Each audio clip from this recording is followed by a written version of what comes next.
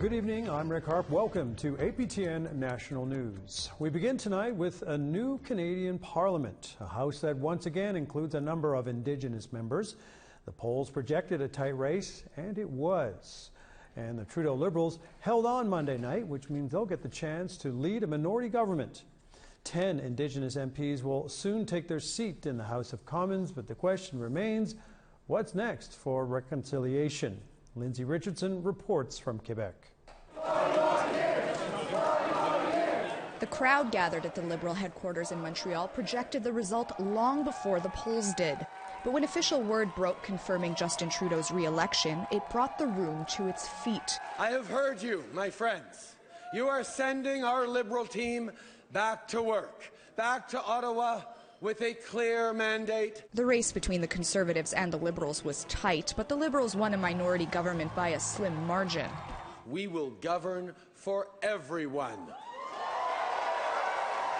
Many say Trudeau's reconciliation efforts are unrivaled, though not everyone is satisfied with his pace. It is time to stop these violations once and for all without having to fight in court to ensure respect for basic human rights, AFN Regional Chief Ghislain Picard said in a statement following the election. The story is to follow, and the AFN-QL will monitor this government closely. Meanwhile, Quebec Native Women says they're waiting for concrete action regarding the MMIWG inquiry's calls for justice. On fait quoi avec les manquements pour la situation des femmes, la sécurisation des 3 points que j'ai apportés. I want to invite the Prime Minister to come sit down with the Longhouse people here and have an open discussion on what is going on here. In Kanesatake Mohawk territory, a residents' 12-day hunger strike persists amid demands for a meeting with the Prime Minister and action on land claims. But Parliamentary Secretary to the Minister of Crown Indigenous Relations, Mark Miller, says Canadians must temper their expectations for immediate turnaround on more complex issues. This is a relationship that's been frayed for several centuries, and there's a lot of work to be done. We need to do it respectfully with engagement in the community, and that takes time. And while he did not directly address the Indigenous population of Canada during his celebratory speech, Justin Trudeau did say that he continues to further his work and continue to give voice to the voiceless, and is ultimately being sent back to Ottawa with a very clear message. Now, what remains to be clarified in the coming days after today's federal election is whether or not Trudeau intends to use his second term with the Liberal government as a second chance. Lindsay Richardson, APTN National News, Montreal. And for the first time in the territory's existence, Nunavut elected an NDP candidate last night, 25-year-old Mumilak Kakak. APTN's Ken Driscoll now on her path to victory. Early Tuesday morning, Nunavut's new MP addressed her supporters. We did it. We did it. We did it. Mumilak Kakak won the Nunavut riding with 41% of the vote, defeating Liberal Megan Piso-Lyle, who received 31%, and former Cabinet Minister Leona Glukak, who ended the night just under 26%. Kakak waited out the results at her parents' place in Baker Lake, where we reached her by phone. I feel super supported and super loved and so honored that so many people believe in me and believe that I can do this. There is a parade planned in Baker Lake tonight to celebrate her win, where only 2,000 people live. It looks like I'm going to spend as much time as I can here at home, and then I'll be going to Iqaluit for a little bit. That's where my core volunteer team is, and I would love to spend some time with them, and then head down to Ottawa for some training. How did a 25-year-old woman running for her first elected position manage to convince voters to back her? She says it was the message. A fresh voice that could talk about the good, the bad, and the ugly. And that's something that's needed because we know at the federal level, they know we have the highest suicide rate in this territory. They know we face housing crisis, food insecurity, high living costs, lack of child care, lack of long-term care, lack of health services, lack of mental health services, and the list goes on and on and on. And to be able to say things aren't working and we need to change, I think that really resonated with a lot of Nunavut. Nunavut has Canada's youngest and fastest growing population. The average age in the territory is 25, just like the new MP. And with a minority government, It might not be too long until Mumila Kakak gets to prove herself again. Kent Driscoll, APTN National News, Iqaluit. Meanwhile, in BC, it was a big night for independent candidate Jody Wilson-Raybould, who won the seat in the Vancouver-Granville riding. APTN's Tina House was there. She has this story. Supporters were there to celebrate her win. She speaks truth to power. She's very clear and concise on what she wants to do for Canadians. She sort of tackles issues on a nonpartisan way, and she's ready to build consensus amongst Canadians. And then the moment arrived when newly elected independent member of Parliament for Vancouver-Granville, Jody Wilson-Raybould, entered her campaign celebration. I am so happy to be standing here as the newly elected independent member for Vancouver-Granville. Jody Wilson-Raybould won with 16,537 votes, compared to Liberal candidate Talib Nur Mohammed, who received 13,637 votes. Wilson-Raybould was one of two Indigenous candidates who won in BC. Conservative Mark Dalton won a seat in the Pitt Meadows Maple Ridge riding. She's also the only independent candidate to win in the country. Tonight, we accomplished together something extraordinary. We accomplished showing Ottawa, showing our political process that independent, strong voices matter and that we can do politics differently. Grand Chief Ed John was at the rally to greet her and says it's a huge win for all Indigenous peoples to have Wilson-Raybould back in Parliament. I do, of course, congratulate all of the other Indigenous candidates in the province. And she makes history in this province again as the only Indian woman who's been elected to Parliament from this province twice. I'm certainly proud to be an Indigenous person. I want to continue to lend my voice and my perspective and that years of experience based on so many leaders before me that have been advocating for creating the space for rights recognition in this country. I'm going to continue to do that. My voice won't be silenced. Tina House, APTN National News, Vancouver. To the East Coast now, where history was made last night in Cape Breton, Nova Scotia, as the first Mi'kmaq MP was elected. But as APTN's Angel Moore explains, it came under a cloud of controversy. Liberal candidate Jaime Baptiste was surrounded by his family and supporters at the Member 2 Convention Centre as the votes came in from the riding's two First Nations, Eskazoni and Member 2, confirming Baptiste as the winner. This is a story of overcoming all obstacles. People who said that, they weren't sure they were going to vote for me or that they couldn't vote for me because of where I was from. This is the biggest thing I want to tell Indigenous youths, we've all gone through dark moments in our lives. You can get through them. You can persevere, you can overcome them, and you can win. Earlier this month, the Toronto Sun published sexist and homophobic social media posts from Baptiste dating back to 2012. Baptiste apologized and the Liberals kept him on the ballot, but Conservatives had something to say. Personally, to see all of that all across national media and to be called a racist on the debate by Andrew Scheer against my own people. Still, he held on to enough support from the community.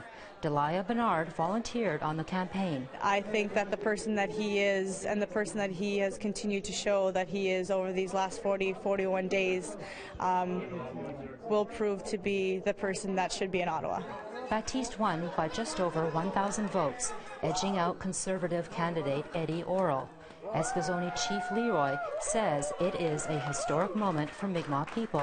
And having a Mi'kmaq voice, a person we can speak to in our language and he'll understand, and it's going to go to Ottawa to address our issues, and not just Indigenous issues, but also for Cape Breton. For now, he'll spend time with his family before heading to Ottawa. Angel Moore, APTN National News, Member 2 First Nation. Let's check in with APTN's Todd Lamoran now, here with reaction from the leaders of the AFN and MNC to the new minority parliament. Todd. Thanks. A record number of candidates who identified as Indigenous ran. However, the same number got elected as back in 2015. 10 10 Indigenous members of Parliament will be making their way to Ottawa. Assembly of First Nations National Chief Perry Bellegarde believes a minority government could benefit First Nations. More opportunity for advocating and lobbying for our issues to be heard within that minority government. When you look at both the Liberal platform and the NDP platform, there's a lot of strong statements made on both party platforms, like, for example, the implementation of the UN Declaration of the Rights of Indigenous Peoples. Both parties said they would introduce a bill if elected. We've got to hold them to that. Métis National Council President Clem Chartier was disappointed, but said that it won't mean the relationship with the Métis Nation will change. And of course, you have the NDP that, is there, and they profess to be supportive of at least First Nations peoples, right? And I imagine Inuit didn't hear them say much or anything about the Métis Nation, but one assumes that they're also supportive of the Métis Nation. Both leaders commented about the same number of Indigenous MPs being elected as in 2015. Bellegarde said it was something to build upon. Like, we've got to get involved in all the institutions where decisions are made on policy, programs, and or legislation that impact on our people, that impact on our rights, title, and jurisdiction. And so you congratulate all those people that put their name forward, and you acknowledge the ones that endured and were successful, and you wish them well, because we're going to build upon that success. Well, I think it's always good to have as many Indigenous members of Parliament as possible, in our case, citizens of the Métis Nation. The Inuit Tapiriit Kanatami declined to comment about the election at this time. Back to you in Winnipeg. We have to hit pause for a moment, but when APTN National News returns, a full Western rundown of results from Election 43. And just before our first weather outlook, a quick note about tonight's face-to-face program, airing right after the news, when we'll bring you a discussion with Erwin Redsky, the former chief of Shoal Lake 40 First Nation. We'll hear how his people's fight for clean drinking water after decades of forced isolation is finally coming to a close. Oh, they've been devastating. When you're trespassing on other people's land to get home, it's very frustrating at times. Even just to get home or just to check the mail or get groceries for the family. Having to cross the body of water to get there, and whether it's in a fall freeze up or spring thaw, it's very dangerous. It was very, very difficult to live in these conditions, and many people have left.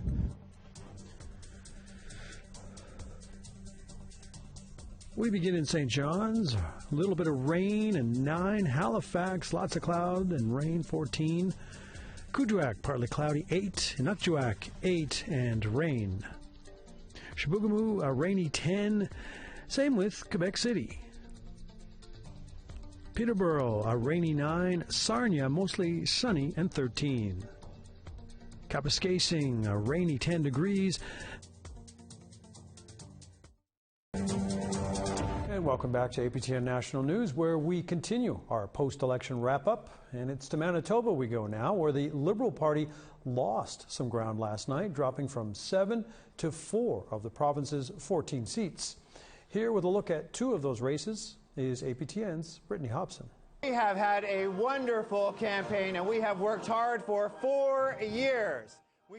It was not the outcome Robert Falcon-Ouellette was hoping for, but he ended his 4-year tenure as a Liberal MP for Winnipeg Centre with well wishes to each and every person who worked on his campaign.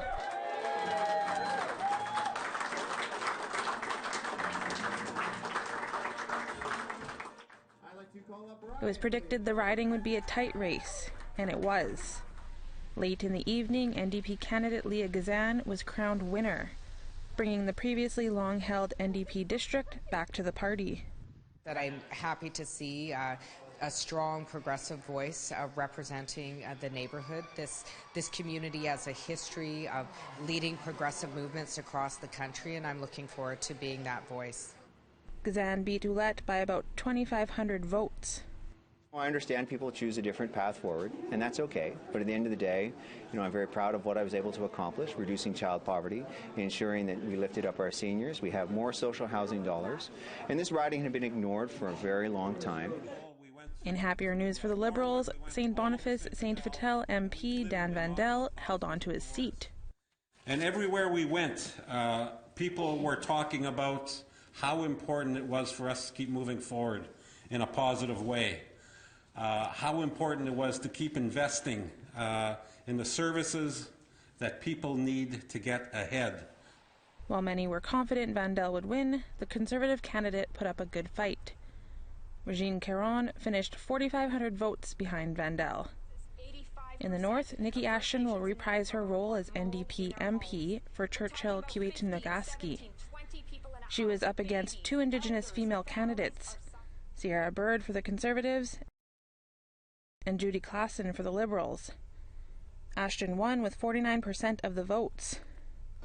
In the end, out of the 14 ridings, Liberals dropped from 7 to 4, NDP took 3 seats, and Conservatives gained 2 to end with 7 seats. Brittany Hobson, APTN National News, Winnipeg. Meanwhile, one province over in Saskatchewan, Conservative leader Andrew Scheer easily took his riding of Regina-Coupel, and Conservative Michael Cram won the Regina-Wascana riding, unseating Liberal Minister Ralph Goodale, who had held the position since 1993. Carrie Benjo is a former journalist with the Regina Leader Post, a close watcher of this election. She says it was no surprise to see the Conservatives sweep the province, taking all 14 seats. Did really try to motivate people to get involved, especially Indigenous people, because there's 12 Indigenous communities within his riding, as well as North Central. And but I'm not surprised he did dominate last night's election, because he was going in as a potential prime minister, so he probably, that would have bolstered the support for him from everybody in the area. A lot of Indigenous people did go out and vote. I've seen a lot of posts of people saying it was their first time voting. Meanwhile, the Conservatives took a stranglehold on Alberta last night. Of the province's 34 ridings, the Tories were victorious in all but one. Here with more on the province's Indigenous candidates, APTN's Chris Stewart. It was not the night for Indigenous candidates in Alberta. Calgary's Joseph Pimlott, Fort McMurray's Maggie Farrington, Red Deer's Desmond Bull, and Edmonton's Kathleen Swampy fell to their Conservative opponents. Only one riding in Alberta voted against them. Edmonton Strathcona's Heather McPherson won for the NDP. Catherine Swampy represented Edmonton Centre. This was her second federal campaign. She sat down with APTN hours before the election was called for the Liberals.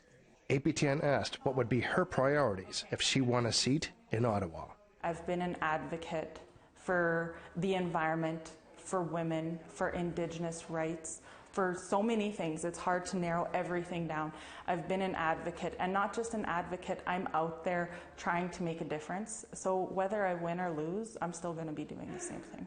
While Alberta was almost completely blue, the Liberal minority government means uncertainty for the oil and gas industry and the future of the Trans Mountain Pipeline.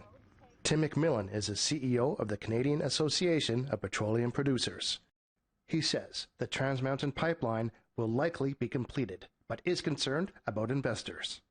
We've seen capital leaving Canada and going to other jurisdictions, and with a minority government, that in and of itself may not set a clear direction for international investors or for people that are looking at Canada, and it's going to be important that the government set that clear direction themselves here early on. Chris Stewart, APTN National News, Edmonton.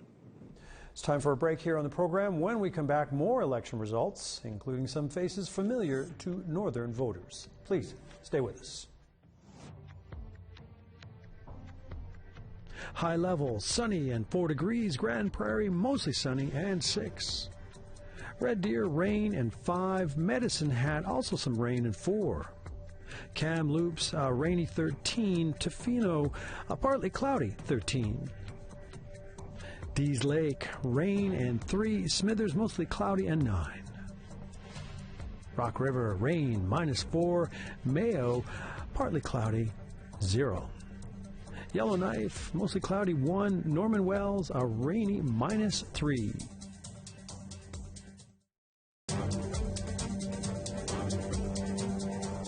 And thanks for staying with APTN National News as we wrap up our post-election coverage. The Northwest Territories had a big voter turnout last night.